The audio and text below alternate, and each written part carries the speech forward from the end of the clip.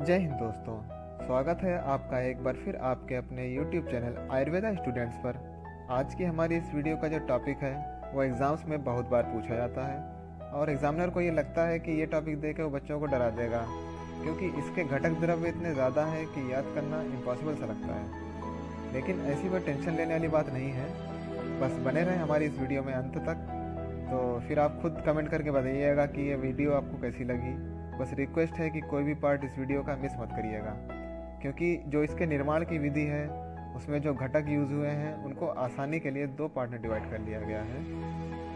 तो अगर आप वीडियो स्किप करेंगे तो हो सकता है कोई आपका इम्पोर्टेंट पार्ट मिस हो जाए। ठीक है, तो इसके लिए वीडियो को जो है शुरू से आखिर तक देखें। तो चलिए शुरू करते हैं हमारा आज का टॉपिक, च्यवनप्राश। तो सबसे पहले यहाँ पे हम बात करेंगे इसके घटक द्रव्यों की।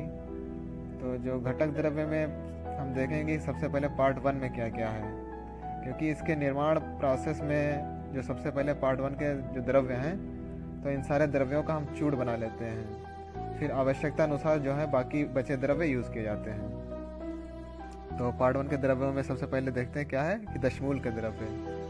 दशमूल हमारा जैसा कि हम जानते हैं कि बिल्व, अग्निमंथ, शिवनाक, पाटला, गंभारी, और ये हो गया हमारे लघु पंचमूल। और ये प्रश्नपर्णी, शालपर्णी, व्राति, कंटकारी और गोच्छुर, ये हो गया हमारा वृहत पंचमूल। तो इन दोनों को मिला के दशमूल बोला जाता है। इसके बाद हम बात करते हैं त्रिफला के द्रव्यों के बारे में। जैसा कि हम जानते हैं कि त्रिफला जो हमारा होता है वो हमारा हरितकी, विभीतकी और आम्लकी होता है, लेकिन यहाँ पे हमने विभीतकी को ना लेके पिप्पली को ले लिया गया है।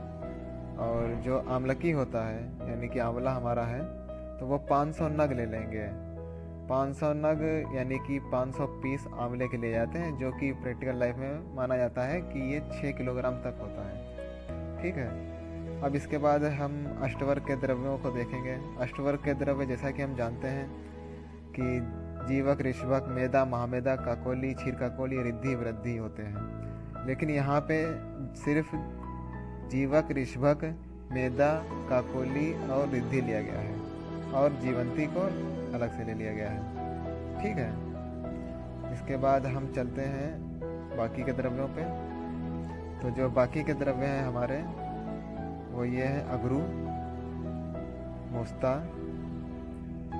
पुष्कर, वासामूल, गुडूची, बला, श्वेत चंदन, काकनासिका, उत्पल, छोटी इलायची, द्राक्षा, पुनर्नवा, मुद्गपर्णी, छटी, माशपर्णी, तामलकी, जल और विदारी कंद। तो ये अभी हमारा पार्ट 1 के ही द्रव्य चल रहे हैं। ठीक है, तो इनको याद करने की ट्रिक क्या रहेगी कि अगरू है तो यहाँ पे जैसे हमारा ये च्यवनप्राश है, तो च्यवन से हमने यहाँ पे ले लिया गया है कि चमन के गुरु। चमन के गुरु। मुस्ता से हो गया हमारा मस्त, पुष्कर से पुष्कर में, और वासामूल वास करते थे। गुड्डूची से हो गया गुड्डू के, बला से हो गया बाल, श्वेत चंदन से मान लिया सफ़ेद हो गए, काकनासिका से लिया है हमने यहाँ पे नाक के, और उत्पल से लिया है ऊपर, छोटी इलायची से छोटे, और द्राक्षा से दाने का, और पुनर्नवा से पुना। मुद्गपर्णी का यहाँ पे लिया है कि उद्गम हुआ, और छठी का माना है यहाँ पे छठे, माशपर्णी का मास में, और तामलकी का तुमने। जल से मान लिया है कि जल पिला के, और विदारी कंद से विदा किया। तो जो हमारी जो ट्रिक बनेगी वो ये बनेगी कि चमन गुरु मस्त पुष्कर में वास करते थे। तो जो गुड्डू नाम का कोई शख्स है, तो वो इनके पास आया तो उसके बाल सफ़ेद होने लगे थे, जो कि जरावस्था की निशानी है। और उसके नाक के ऊपर छोटे दाने का उद्गम हुआ, छोटे दाने का पुनः उद्गम हुआ, और छठे मास में तुमने जल पिला के उनको विदा कर दिया, टाटा बाय बाय कर दिया कि जाओ अब तुम जवान हो गए। ठीक है, अब हम आते हैं इसके बाद अपने पार्ट 2 के द्रव्यों पे। तो देखते हैं, और जो पार्ट 2 के हमारे द्रव्य हैं इनका यूज़ हमको जो है निर्माण विधि में समझ में आएगा कि ये कहाँ यूज़ होते हैं। तो पार्ट 2 के द्रव्य में आता है गोघरत, तिल तैल, मधु, वंशलोचन, पिपली, शर्करा।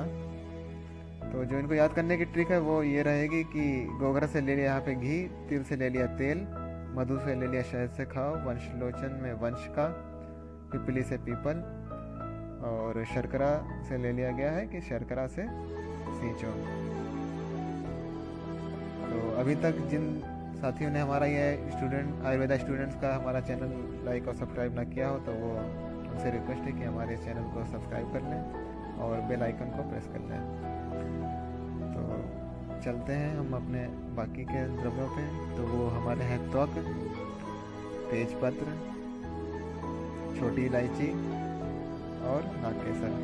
तो ये जैसा कि हम लोग जानते हैं कि इसको बोलते हैं चतुर जातक। तो ये हमारे हो गए टोटल पार्ट 2 के द्रव्य। अब इसके बाद हम बात करते हैं इसकी निर्माण विधि के बारे में। तो निर्माण विधि में देखते हैं क्या है। सुपक को यानी कि अच्छी तरह पके हुए ताजे 500 नग आंवले लेकर उनको एक कपड़े की पोटली में बांध लेते हैं। पार्ट 1 में जो हमने घटक द्रव्य याद किए थे उन सभी घटक द्रव्यों को इमाम दस्ते में डालकर या कुट चूड़ बनाकर एक पात्र में रख देते हैं। इस पात्र में 1 द्रोण पानी भर दिया जाता है और आंवलों की पोटली को पात्र में डुबोकर उसे 1/4 अवशेष रहने तक उबाला जाता है। फिर आंवलों की पोटली को अलग करके क्वाथ को छान के अलग रख लेते हैं।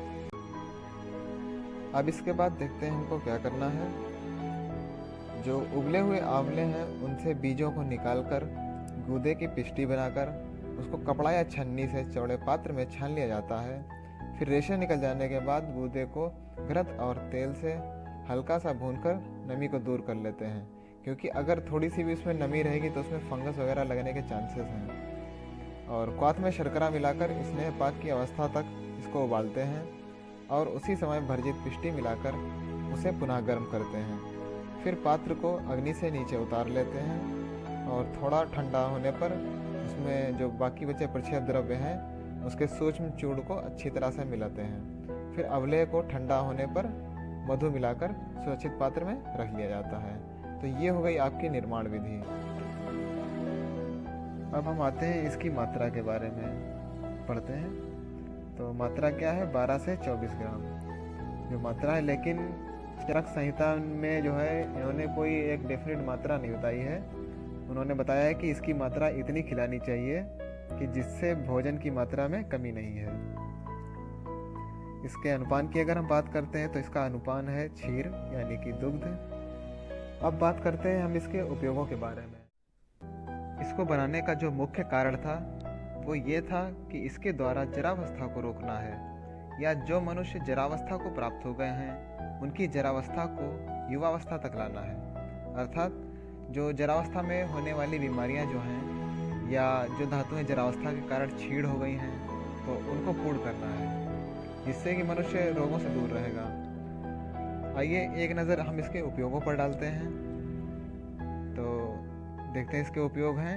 रसायन, तो ये सबसे पहले रसायन का कार्य करेगा। फिर उसके बाद है हमारा क्षय, अर्थात जो धातुएं हमारी छीड़ हो गई हैं जरावस्था के आने से या एज बढ़ जाने से, तो ये उन धातुओं को फिर से रिजनरेट करेगा। और इसका उपयोग किसमें है, हृदय रोगों में और श्वासकाश में, यानी कि जो सीजनल चेंजेस होने से हमारे जो खांसी या सर्दी जुकाम वगैरह हो जाते हैं तो ये उसमें काम करता है। स्वर भेद में, यानी कि ये स्वर से रिलेटेड प्रॉब्लम्स हैं, गला बैठना वगैरह, इन सब में काम आता है ये। और जो इसका मेन काम है तो वे सबसे पहले इसका काम है कि एक इम्यून बूस्टर का काम करता है, यानी कि ये हमारे शरीर को रोगों से लड़ने की ताकत प्रदान करता है।